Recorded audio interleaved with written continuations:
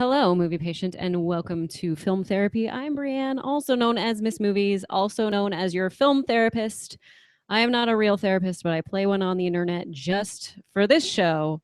And as with every session of film therapy, I always have a guest patient, and that guest patient today is Brian Perez. Hello, Brian. Round of applause. Hello. Round of applause. Round of Applause, applause. applause. Yes, yes. Silent applause. How's it going? Welcome to your home. Yeah, welcome to my home. I'm going to scoot this back just a little bit so that way we can see the top of your head as well. Okay. Or I could just adjust it like this. Ooh. All right. Yeah. So, ladies and gentlemen, if you have never joined us for film therapy, here's how it works. I'm going to ask Brian 3 questions about film. They're the same 3 questions every time, every session of film therapy. What is a film that inspires you? What is a film or a scene from a film that triggers a memory for you? Perhaps it's painful, maybe it's happy. And what is a film that helps you through difficult times? So those are the questions. Mm-hmm. And I started this show because I suffer from depression. I find that film helps me. It helps me cope. Yeah. Do you think film helps you cope, Brian? I think it could. I think a good film can affect you and make you feel good afterwards, Mm-hmm. even if you do like cry. Like I know a lot of people say they cry during on my show or listening to my show, but I like crying and like feeling affected by a movie or something like that. Something like that. Yeah. I definitely like feeling affected by movies and feeling like I can kind of relate to the characters in some way, shape, or form. But I wanted to, before we get into those questions, find out a little bit more about you. Because I want to know more. Everyone out there wants to know more. You're kind of a behind the scenes person at Schmoes. Tell us your life. Yeah. My life is really boring actually. Oh, okay. Yeah. What about my life? I'm just like working. I've grown up in LA in like the San Gabriel Valley, so like an hour outside. Are you from LA? I am not from Los Angeles, but I moved here in 2000 to go to USC. Okay. And then pretty much stayed. Yeah, for 17 years later. Works. Yeah, well, I met my husband at SC, and he was like, "Listen, I grew up in Los Angeles, and you're the one that came here, so where are you from? Should be here, San Jose. Okay, so Northern California. You know, the granola area. Do you know anything like an hour east from here, or like Chino Hills, Pomona? I know of those areas. Okay. Yes, I've been to the Pomona Car Show. Oh, a number of times. Is that at the Fairplex? Yes, I've been to the fair at the Pomona Fairplex. I've also been to drift competitions over in some other area that's more east, and I can't remember the racetrack of it. I can't remember it. You would like my girlfriend. She's into cars and drifting and racing. Oh, hey. So you grew up in that area? Yeah. So I was always outside of LA. I know a lot of people are like, I want to move to LA. I was always like in LA, but just like an hour outside of LA. You're like on the outside looking in. Is that kind of how it works? Yeah. You're like, I'm really close, but not really. Like adjacent, but like not really. But like I always wanted to move to LA because I love movies and I love film, and I always wanted to do something in it. But it's like, and it's like if you grow up in Colorado, like you just have to make that big jump to move out on your own. But with me, I'm like, it takes a lot for me to just move an hour east or an hour west. Hey, I hear you. Yeah. Moving is hard. Moving is hard when you kind of like to stay in a spot. You like to stay in a spot? I like to stay in a spot. I don't like to move. You don't like change? Yes, change. Change is a big problem for me. It's terrifying to me. So, see, we're compadre, and then our significant others are probably compadre as well, because my husband's the drifter. Oh, okay. So yeah, so the drifter car guy. Does he work on cars? Yeah, he does. Oh. He's building a drift car right now. That's what my girlfriend's building, a drift car. No, like literally. Shit. Oh my God. I don't know what kind of car because I don't know anything about it. She tells me all the time, and I feel bad because I forget right away. Oh, but my husband's is a Mustang, so you can tell her that. I think it's a Civic. It's a Fox body. Okay. Oh, we'll talk to her after this. Okay, great. Yeah. I love it. I love it. It's all about Fast and Furious. Do you like those movies? I do. Yeah. I do. They're not guilty pleasures. I will definitely I own Toretto's cross. Like I wear it a lot. And it works. I don't have it on today, but it works double because I am a Christian. So then it's like, yeah. But it's like but if like someone saw the movie, they can be like, oh, that's Toretto's cross. Really? Yeah. I don't remember like specifically how it looks. Next time. Yeah. Next time I will. What's your favorite Fast and Furious movie? Ooh, okay. I usually go to 5 and 7. 7 has a big feeling in my heart because of the fact of how they closed up Paul Walker's story. Okay. Yeah. And it just like all the feels. I cried for a few days after that. Like, yeah. You think they sent him off well? I did. Yeah. And it made me happy. So I was wondering if they're gonna be like, oh, is he gonna die in this scene and just like not come back? But I feel like they made it work.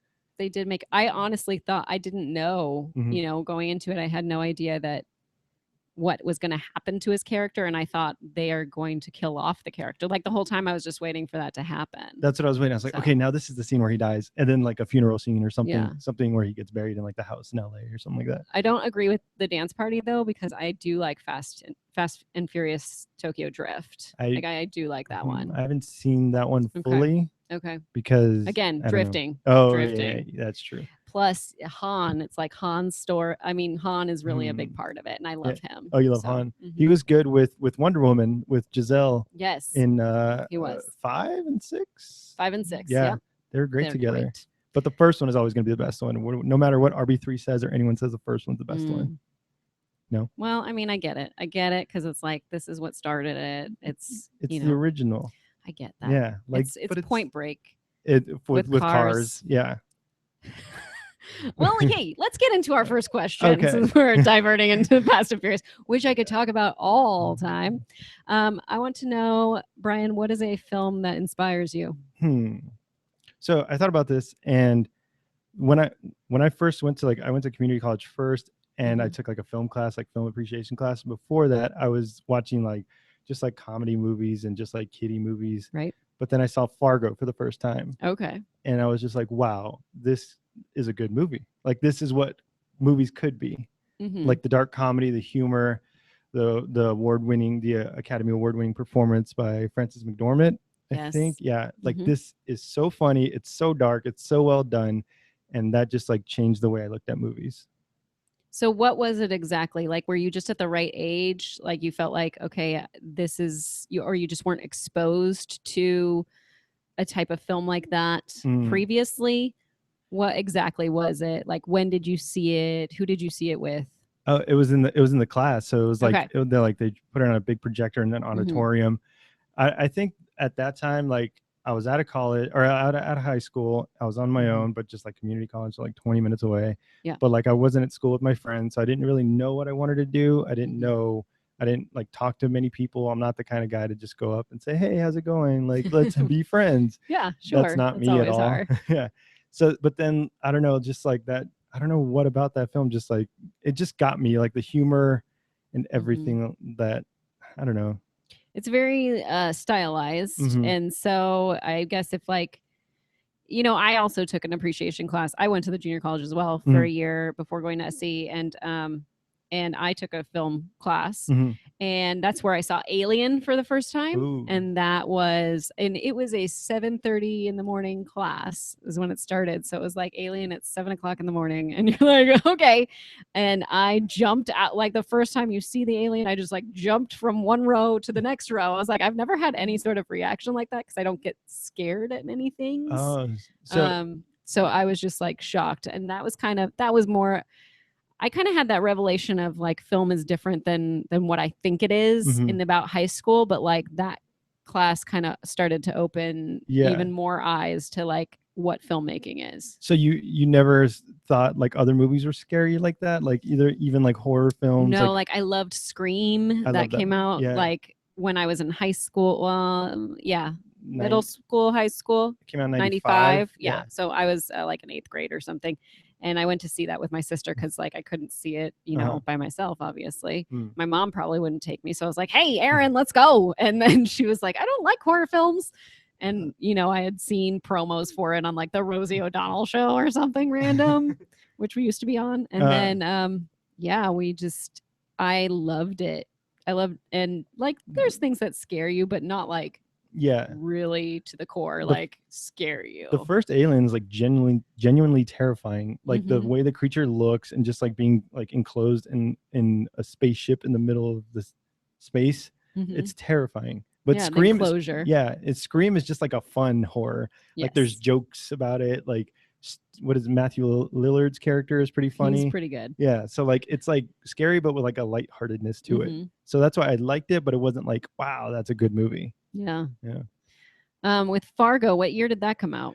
And but you saw it later. Yeah, so, I didn't see it till when I was 19 in 2009. Okay. So I don't know what year that came out. That's a good question. 96. I want to say early 90s. Yeah. So the chat will tell us, I'm Okay. sure. Those that are in the waiting room, it's, I would guess 95 or 93. I want to go like 93. mid 90s. It's like 92, 93. And someone's saying the television show's really good, and everyone tells me that, I but have I not haven't seen seen it. it yet. Yeah. Like Cody and other people say like the second season's better than the first season, and I really want to see it, but I just haven't gotten around to it. Right. Yeah, It does look great. Because I know like it's like, how can you make it as good as the movie? But I hear people say it's good. So Fargo is inspiring to you because you that was your first, this is what film is, like, revelation. Yeah, my teacher, like like explained like, oh, this is how you frame a shot, and the mise en scene and all the like flowery language that we use to like discuss film, and like everything just works in that movie. And Steve Buscemi's character is hilarious, juxtaposed with the other quiet character. Is that your buddy in the wood chipper there? That's always my favorite. Always my favorite. My favorite is when Steve Buscemi is it Steve Buscemi? He's dumping someone in the wood chipper, and Marge is like trying to get his attention, saying like freeze, but like he can't hear it. Yeah. And then she points right to her like badge or like her thing on her forehead, saying, "Hey, I'm the cops." It's just it's so funny. Let's go ahead and get into our second question, which is, what is a film or scene from a film that triggers a memory for you? Perhaps it's painful, maybe it's happy. I try to think of like a painful like scene, but I couldn't think of one. I can tell you a movie where I cried like throughout. Have you seen 50-50? Yes. I cried throughout that whole movie. Why? I don't know. Do you know someone with cancer? No, that's the thing. Like I try, like luckily, like knock on wood, I haven't like been exposed or experienced like anything like drastic like that. Like my grandparents have passed, but I wasn't really close to them because they live like halfway across the country. Right. But with that movie, it was again like I was like kind of a loner, and now I was in Northridge at Cal State Northridge, and I just like, you know what, it's like a Saturday afternoon, I have nothing else to do, I'll put on 50-50 because it looks good, and I love Anna Kendrick and Joseph Gordon-Levitt and Seth Rogen, and I just like bawled my eyes out like watching it on my bed because just like Joseph Gordon-Levitt's so good in it, and just everything that goes wrong with him, it's just like I like to be in control of everything in my life, and like he tried to be in control too. He tried to play it straight. Like in the very beginning, they show him not crossing the street when there's not a crosswalk, but the other person does. So like he plays it by the rules, and stuff still goes wrong with him. Right. And like that's just like how life is. Like shit just goes. I don't know. I don't mean to cuss, but stuff just goes wrong, and sometimes it's out of your control, but you have to deal with it. And with him, it's just so painful. And then like the scene where like his mom is just putting him into the not emergency room, but like operating room, and she just closes the door behind him, and he's just like reaching out for her. That's just like terrifying to me, like to experience that. Yeah. Have you ever like been in a hospital or had to stay in a hospital? Ever? Not like overnight or for anything like major. I had no surgery because like my nose gets like stuffed up, so they like open that up. It? I don't know what they do. They just like was it deviated septum or just like a crooked septum, so they just like fixed it and they opened up a little bit so I can breathe better. Nice. And that's good. But that was just like a quick thing, but I never had like tonsils out or anything major happen. I don't think they do tonsils out anymore. They don't do that? I don't think they do that unless there's like someone that gets a repeated like infection, and like then they're like, all right, it's time. Yeah. But like that's something that I find I'm always like, why haven't I had mine out? I feel like I was kind of like at the end of it, like when they started not doing that anymore. Oh, so you still have yours? I still have mine. What about appendix? I mean, you keep that till there's a problem. So you never had a problem with it? No. Okay. Have you? No. Okay. But I know. Just making sure. My brother too. Like he felt that pain, and he's like, "Oh, it's just like gas. I'm just gonna like fart it out." But then and he's like, "Oh no, that's not how that works." It's not going away. He tried to like sleep it off, but it's not going away. And just getting worse. Yeah, that can rupture. So then, like one of his buddies said, "Hey, dude, go to the hospital." So he did. It ended up being like an inflamed appendix. Wow. So he got it taken out. But I don't know where I was. I was probably in college then. I should have gone to visit him. I didn't visit him. Is that bad? Well, with an appendix, it just, I mean, I don't know. It's Is it? I don't know. it's routine, right? Maybe. Yeah. I've visited the hospital before. A friend of mine has a brain tumor, and it's an inoperable brain tumor. So he had tons of like procedures to make the swelling go down. Mhm. This is for those of you who know him, his Brian Bishop, Bald Brian on the Adam Carolla show.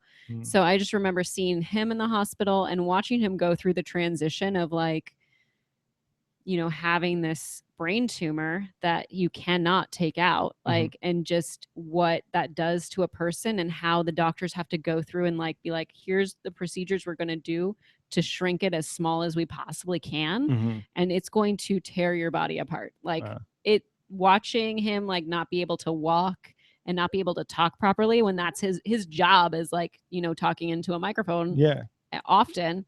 And it was really hard to see him go through that. I can't imagine just like not being able to like or see you or hear or anything. Everything we take for granted. It's just like I just can't imagine not doing anything like that. Right? Yeah. I can't imagine that either. And then for my kids, I was in the hospital, obviously. But hospitals are you don't get a lot of rest. No. Because someone's coming in to take your vitals all the time. And I was like, I just want to sleep. Yeah. Like, is there a way to hook us up so that way it like does it while I'm sleeping and you don't have to come in here? I don't know. Isn't the vitals like on your finger? They don't do that? There's a lot. They take your blood pressure. They take your pulse. They take your temperature. So I don't know what else they do. If there's a nurse and or doctor that is in the waiting room that can let us know what else they do for vitals, that would be great. But yeah. So there you go. 50-50. Yeah. Just gave you a really strong reaction. Yeah. Was that the first time that you've really cried in a film? No, I could tell you the first time I cried, which is... Was it Harry and the Hendersons? No. Oh, okay. I only know that movie through like 30 Rock, I think. Okay. Because have you seen 30 Rock? Yeah, I love 30 Rock. I've never seen it before, but then they had like a whole running bit with that show. It's on Netflix. So check that out. I haven't seen that. The first movie I cried my eyes at, which was ridiculous, was Simon Birch. Have you seen that movie? I have not seen it, but I do know what it's about. Is Sharon Stone in that? It's Ashley Judd. Oh, okay. Or she might be in it. She might be like the real mother or something, or the mother of the kid.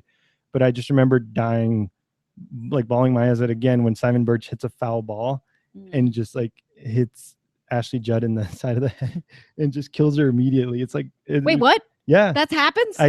Stop. From what I remember, that's how it happened. Oh my gosh. So then like he just feels so bad. And, well, yeah. And I don't know how old he was. He's like a little person. Right. So, and then he's just like on his own. He's just like screaming to the skies, like, I'm so sorry, because he killed like his best friend's mom. And maybe because I was playing baseball around that time, and I just can't imagine like doing that. I don't know if I want to even see this film now. Yeah. That sounds terrible. That was the first time I was like tears rolling down my eyes in the theater. I don't know how old I was whenever that movie came out. Because you saw it in the theater. Yeah, okay. I saw it in the theater, and I was trying to be cool like my friends, because we all saw it like as a family and with family and friends, and I was just like, I'm not crying. Like, it was just dust. Yeah, that's all. It's dusty in here. I'm just tired.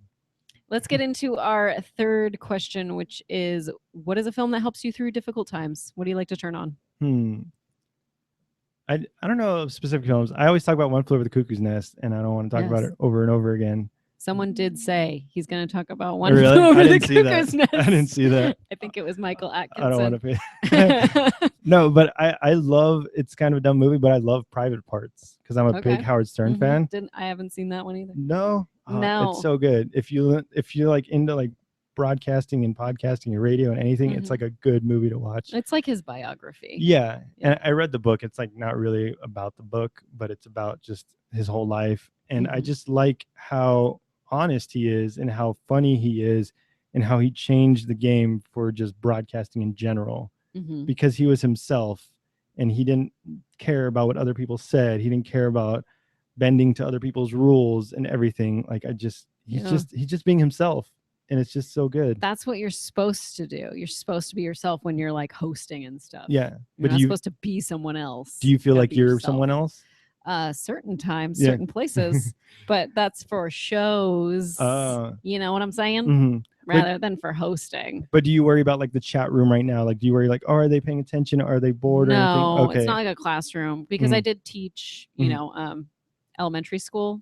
So it's not like I'm like, okay, kids, here's what's up next. Like yeah. You're like, if they're interested, they're interested. If not, like, yeah, they'll click out. Yeah, they know what to do. Yeah. Like, I don't have to guide them through anything. Yeah. I mean, I do. I guide them through the show. Were you afraid to teach? How old was the class? I taught first grade and I also taught fourth grade. And then I, for a time, taught part-time, and I did first, third, and fifth reading specifically. Yeah. Were you a reading major or English major in college? No, I was a theater major. I wanted to, here's a quick little story. I wanted to teach high school theater, like be in charge of the theater program and like put on shows and stuff. You wanted to I wanted to do that. And then I worked with high school kids and decided I hate high school kids. Yeah. I was like, wait a minute. These kids are not like I was in high school where I was like, yay, theater. Yay, I love this. Was it in LA though? Jerks. No, it was in San Jose when I worked with them. Oh, okay. So then I was like, forget this. But then I went to my second grade teacher and I said, hey, can I watch your class? Like, I want to see what this is all about. And she said, sure. And then I watched for a day and I was like, I totally want to be an elementary school teacher. Like this uses theater skills. Cause like when you come up, there's like, let's say 10 minutes left of class and you're like, oh crap, my lesson plan is up. What are we going to do? It's like kind of your improv session. Cause it's like, how am I going to instruct these children in the last 10 minutes that I have to be effective? And then you come up with cool games and stuff for them. Like how do you keep their attention like the whole time? Yeah. And also aren't you terrified of like, just like losing their attention, them just going off and doing their own thing? Oh man. No. And I'll tell you why, but maybe we should talk about this on your show. Okay. Because hey, look, it's a little crossover. Yeah. It is about you. So let's get back to you. I am not a teacher. I would not have the patience because I'm good at math and sciences. So when people ask me like, hey, tutor me in math and science, I'm just like, I can show you how to do it. If you don't want to try it, then I give up. Because I just like follow the steps. It's like cooking or like learning how to do anything with a step-by-step instruction. There's only one answer with math, and they just don't understand it. Yeah, math can be tough. Are you bad at math? I'm good up to about fifth grade. Multiplying, division. That's always good. So Private Parts is what you'll watch. So how many times have you seen it? No more than 10 times. Okay. Yeah. You're like, I pretty much know. Like the ones that I watch over and over again, I'm like, I don't even know at this point how many times I've seen The Parent Trap. Like I have no clue. Not the Lindsay Lohan The one. original one? Yes, the original. Yeah. I gotta be very clear about that. I like the Lindsay Lohan one. It was fine. Yeah. It was fine. Was it not up to your standards? No, it's not that it was not up to my standards. You know what I liked as a Lindsay Lohan remake better was Freaky Friday. Okay. I thought her and Jamie Lee Curtis like nailed that. If I'm going to go Lindsay Lohan remakes. Okay.